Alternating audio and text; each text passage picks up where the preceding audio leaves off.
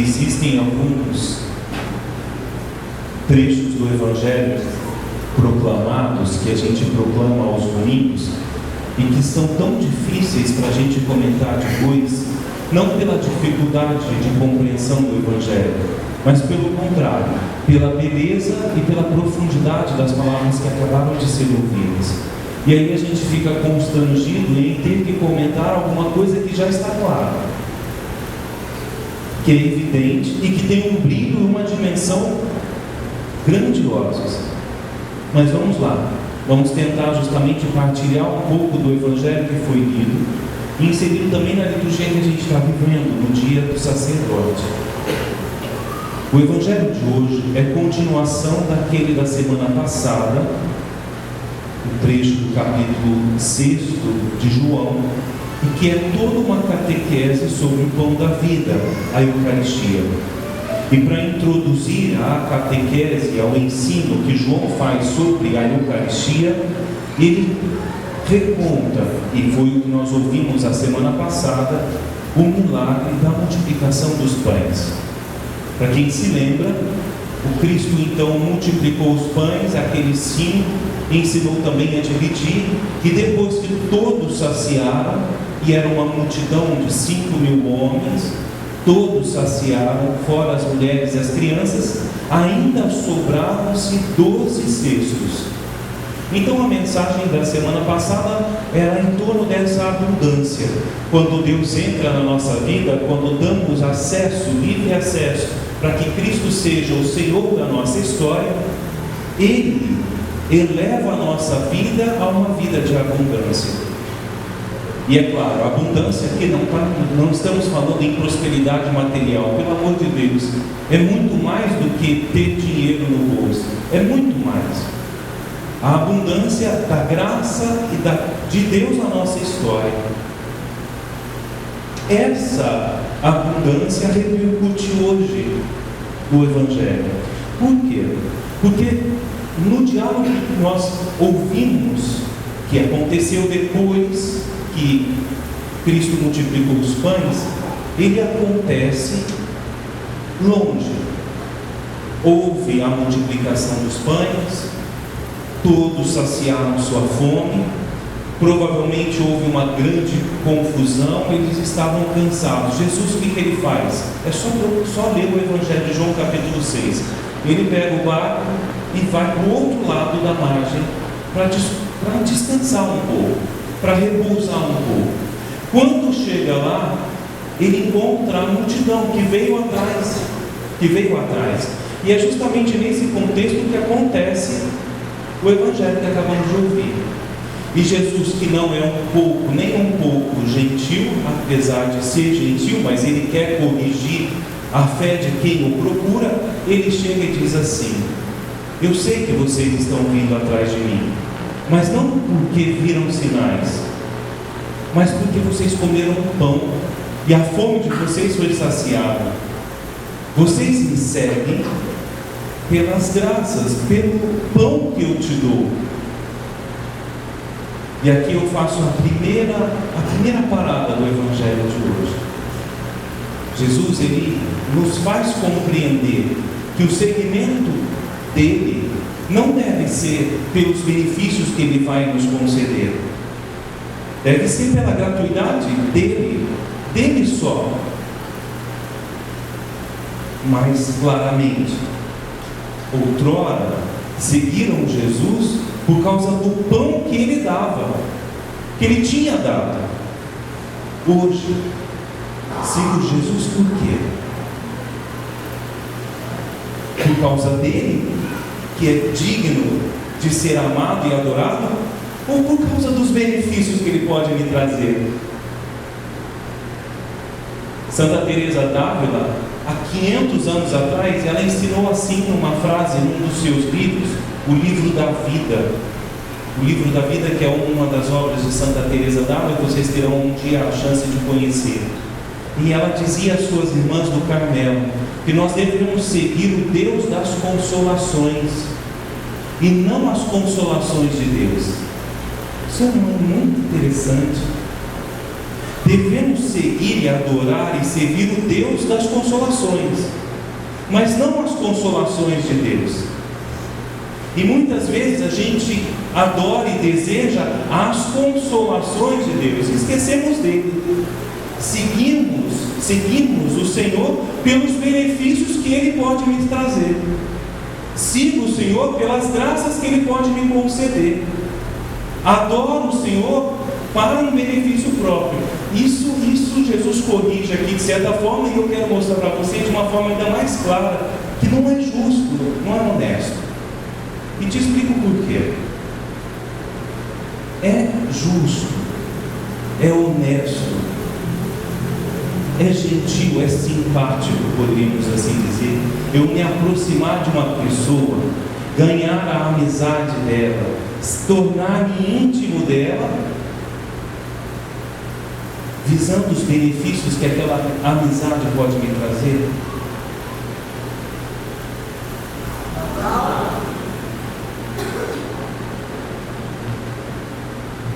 Às vezes a gente faz assim com Deus. A gente entra numa vida devota e nos aproximamos dele pensando nos benefícios que ele pode me trazer, pensando nas graças, mas não é isso que o Senhor vem nos mostrar. Aí é interessante, porque o diabo então, ele se aprofunda. Os judeus tinham o costume de pensar que era necessário fazer as boas obras, que era necessário fazer as coisas, fazer as boas obras, as obras de Deus, para depois reivindicar dele justamente a bênção necessária, a bênção almejada, a bênção que se desejava. E aí vem essa pergunta que os judeus ali, os discípulos, seguidores, fazem a Jesus: o que devemos fazer para realizar as obras de Deus? O que eu devo fazer para que Deus me abençoe?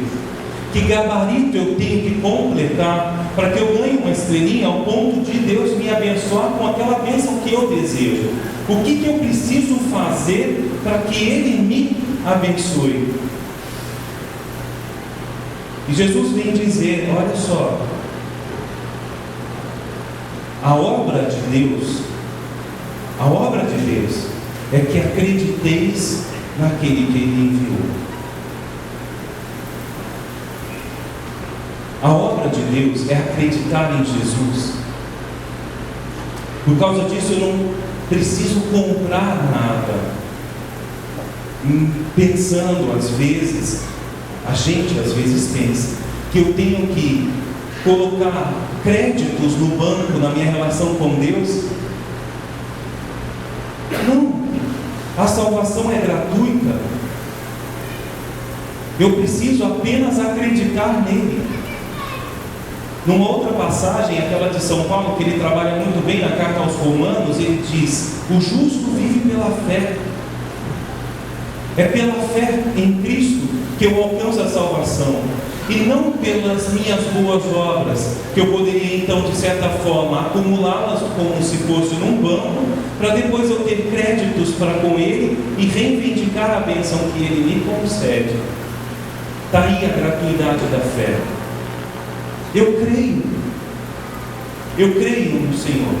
Eu reconheço que Jesus é o meu Salvador. Eu reconheço que Jesus é o meu Redentor. Eu reconheço que Ele é o meu Salvador. Ele é o meu Deus. Ele é aquele que é o meu Senhor e meu Deus. Essa é a obra de Deus. É isso que devemos fazer. É assim que devemos viver, e viver da fé. Agora, a consequência desse meu ato de fé é justamente fazer com que a minha vida honre a graça que Ele me concedeu. Aí que interessante. Aí sim as boas obras, como resposta gratuita à gratuidade de Deus. Enquanto que às vezes a nossa fé é justamente eu ser bom para Ele olhar para mim e me abençoar, hoje a gente compreende pelo próprio ensinamento de Jesus que Ele dá a sua salvação com gratuidade. E eu preciso apenas acreditar, reconhecê-lo como meu Salvador. E aí, a minha vida será um grande louvor. A minha vida será de gratidão. A minha vida vai fazer com que eu agradeça constantemente ao benefício que Ele me concedeu.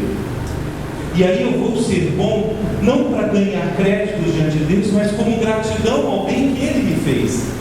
Eu tenho que ser honesto, não para que Ele me garanta a fidelidade matrimonial. Não, mas pelo meu matrimônio, porque eu acredito em Jesus, eu não tenho outra saída senão ser honesto, senão ser fiel. As boas obras que a gente precisa fazer são como gratidão ao dom gratuito da fé que Deus nos concede, e não ao contrário. Eu preciso fazer as coisas certas para ganhar 10 na cartilha ou na prova de Deus. Não é assim. Eu preciso fazer as coisas certas porque um dia eu reconheci Jesus como meu Salvador e os benefícios de crer nele, e Ele se deu com gratuidade. De graça recebestes, de graça deveis dar. Será que na nossa relação com Deus a graça, a gratuidade? Ou nós fazemos das nossas orações, das nossas boas obras, justamente uma moeda de troca? Eu preciso ser correto para Deus me abençoar do outro lado. Não. É graça. É de graça, é gratuito. Não há cobrança. Mas há uma resposta digna. Assim, há uma resposta digna. Aqui chega num ponto que eu gostaria de tocar com vocês sobre a minha história. Foi quando Jesus, eu o reconheci como meu Senhor e meu Salvador, que eu descobri que eu não poderia viver de outra forma senão devoto a Ele e servindo a Ele.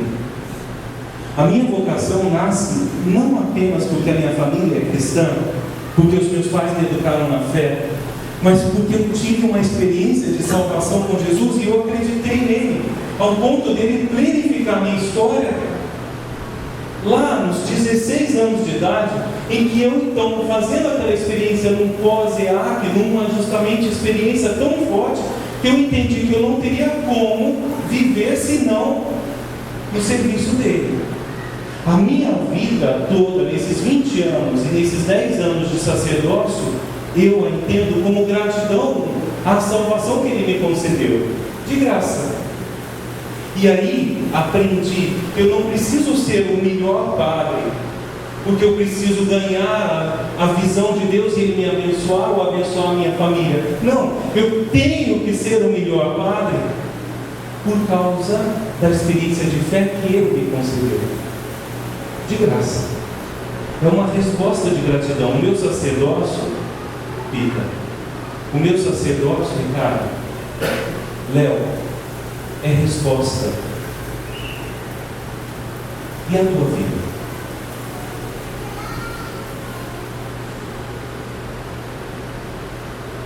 Mário, a tua vida é gratidão?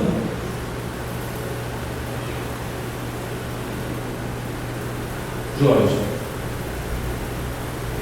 será que ainda, Thalita, você está nessa de que eu preciso mostrar que eu sou boa para Deus me abençoar, Carol? Ou eu entendi, Renan, que a minha vida, a minha história no filme, ela é gratidão. E se é gratidão, eu tenho que fazer as coisas corretamente, graça. Não para ganhar mérito diante de Deus. Não precisa disso, Maria, com as suas filhas, que vão com todas aqui. Está faltando o Cássio, a gente vai trazer um dia. Ju, de graça, é de graça. E o meu sacerdócio é resposta de graça, da graça de Deus na minha vida. E se eu rezo, se eu tenho que me corrigir, se eu tenho que preparar a homilia, se eu tenho que confessar, não é para que eu ganhe pontos diante de Deus, mas é porque eu tenho que fazer isso. É o que me completa. É a minha vida, é a minha história, é a minha história. Gostaria agora de ouvi-los, e vocês têm, quem quiser, direito a 5 perguntas ao Padre Daniel. Aquilo tudo que você gostaria de perguntar a algum sacerdote não teve a coragem de fazer ainda. Claro que eu sou o Daniel, que não estou na cova dos leões. E vocês não vão fazer uma pergunta que vão me constranger, tenho certeza absoluta. Eu sei que vocês vão fazer perguntas que realmente vão ser edificantes. Pode levantar a mão. 5 pessoas.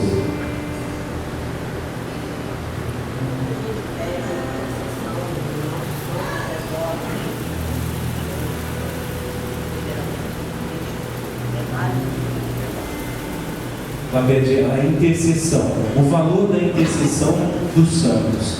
E aí eu completo: um sacerdote, ele primeiro serve a vocês, não pregando a palavra, mas rezando. A intercessão minha, do Padre Francisco, de qualquer sacerdote.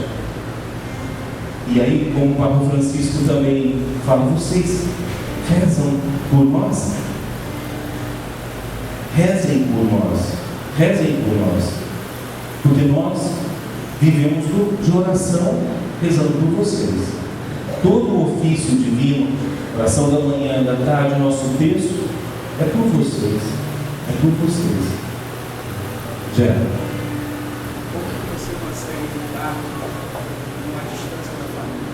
Como é que eu consigo lidar com a distância da família? Toda escolha, não é, traz algumas consequências. Ao escolher ser só de Deus e servir, trouxe-me a consequência de ter que arrumar a minha mala e ir para onde o Senhor me mandar. A gente deixa os nossos familiares, mas nós não deixamos a família, porque o sentimento de família a gente encontra na paróquia em que a gente vive. A gente sente falta, eu sinto do meu pai, da minha mãe, do meu sobrinho que eu não consigo ver crescer, faz aniversário agora, dia 25 eu não vou estar lá, 3 anos. Mas o sentimento de família é esse que a gente tem com vocês. E aí, de certa forma, ameniza a saudade. Ameniza a saudade. Uma saudade que a gente aprende a conviver. O padre é feito de solidão um pouco, já. A gente, os homens e as religiosas também, somos homens na solidão. Se bem que é uma ausência fecunda, presente, porque a solidão talvez é feita de pessoas. Mas quando eu e o Padre Francisco agora estamos morando juntos, não é? Na mesma casa. Aí conversamos bastante. Daqui a pouco eu chego em casa, a gente conversa, às vezes vai até meia-noite, 1h da manhã. Mas quando a gente entra, ele entra no quarto dele, eu entro no meu, e a hora que seria terrível de solidão, a gente tem a hora com Deus. Aí a solidão, o sentimento de solidão passa por causa daquilo que a gente também é feito de oração.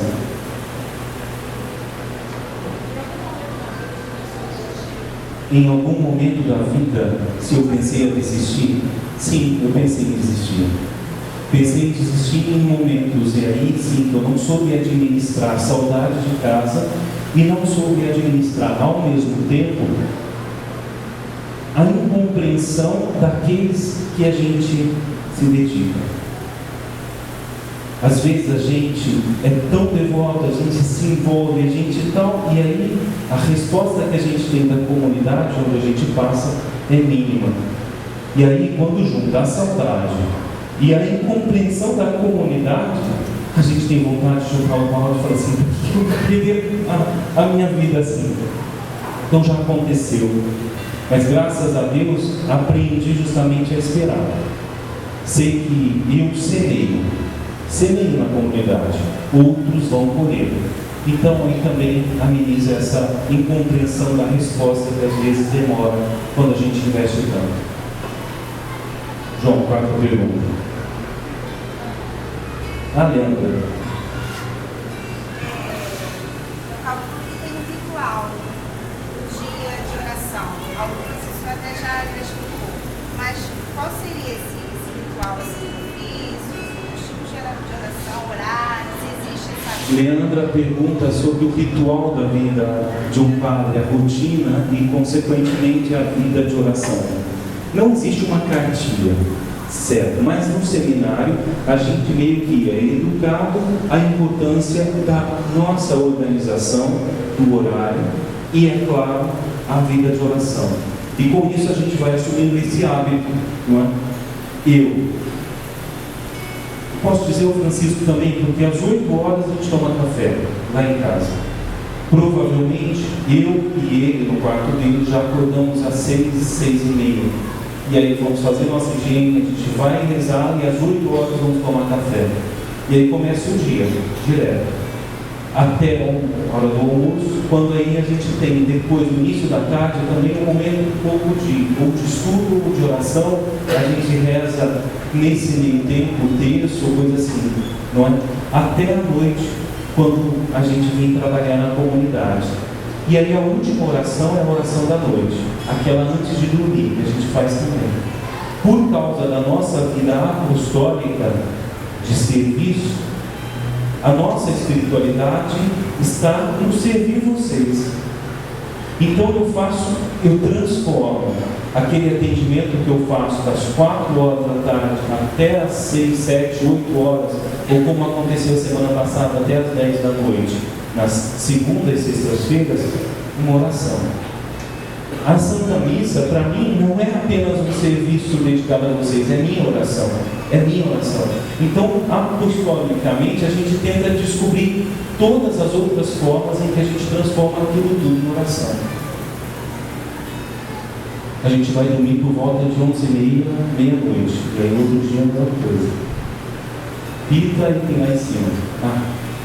A Pita, por favor. Então, mais duas só.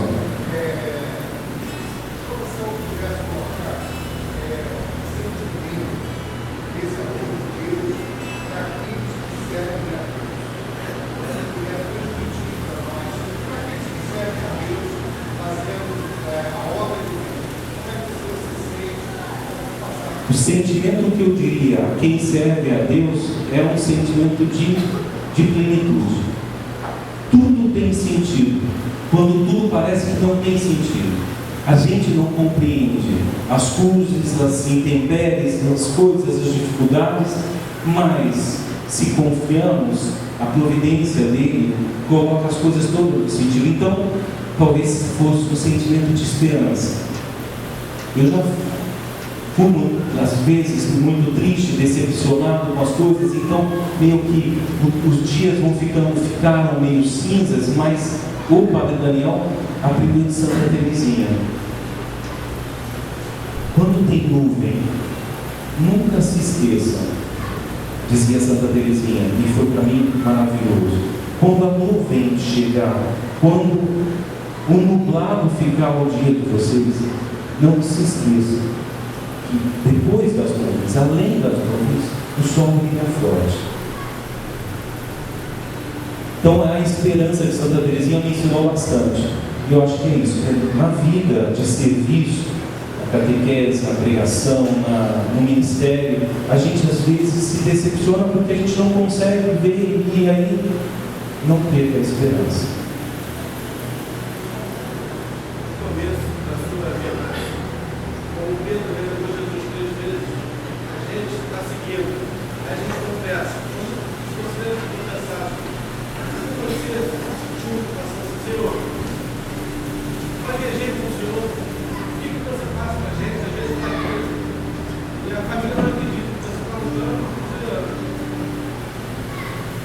Como Pedro, que negou 3 vezes, que escorregou justamente, não é?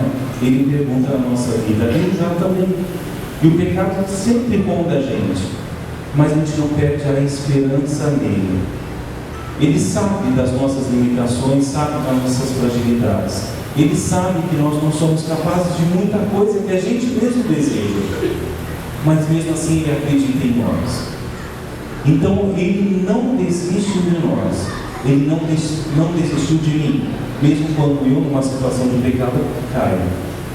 Agora os outros, eles ficam machucados às vezes com os nossos erros.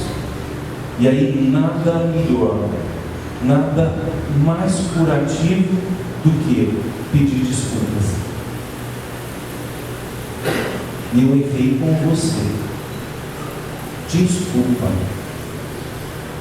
A outra pessoa que está justamente magoada com a situação, ela tenho certeza que vai acolher, mas ela precisará ver na tua vida que realmente houve mudança. Não adianta pedir desculpa hoje, se amanhã de manhã as coisas voltarem a acontecer. É preciso ter um esforço de mudança e demonstrar que se está mudando. Alguém mais? Só mais uma aqui, Priscila, deixa eu ver. Jovem, a última. Por que os palutinos? Porque a minha vida é toda apostolada. São Vicente Paulo te mostrou que a vida não é nossa, é ir evangelizar, é fazer do amor a caridade de Cristo nos impulsiona. Então, pela experiência de amor que tenho, eu quero que todo mundo viva aquilo que eu desejo. O Paulo te deixou isso muito claro. Uma fé viva, uma caridade acesa que incendeie o coração dos outros. O que eu mais desejo é, depois do período que eu ficar aqui, que eu não sei se vai ser de 1, 2, 3, 10, 15, 20, 30 anos, não importa, é que vocês amem mais a Deus. Então isso está sentindo a minha vida. E aí, por isso que eu sou palestino. Porque a fé que incendeia, que a experiência de Deus que eu tenho aqui, vocês têm que, eu desejo, que vocês também experimentem. E assim eu desejo também que o meu sacerdócio sirva. Rezem pelos padres. Rezem pelos padres que estão aqui junto com vocês. Valorizem os padres. Não estou puxando sardinha só por causa do padre Daniel que está aqui. Não, pelo amor de Deus. Tem muitas paróquias que sofrem, e vocês já passaram por várias dificuldades. Rezem pelos sacerdotes que passaram por aqui. Rezem por novas vocações sacerdotais e religiosas. Rezem para que jovens tenham a coragem e o discernimento